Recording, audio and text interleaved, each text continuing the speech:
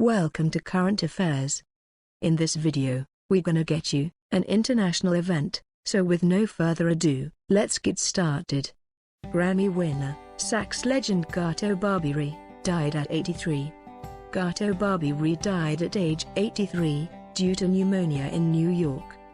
Best known for the soundtrack to the controversial 1972 movie Last Tango in Paris, starring Marlon Brando, Barbieri won a Grammy for his efforts.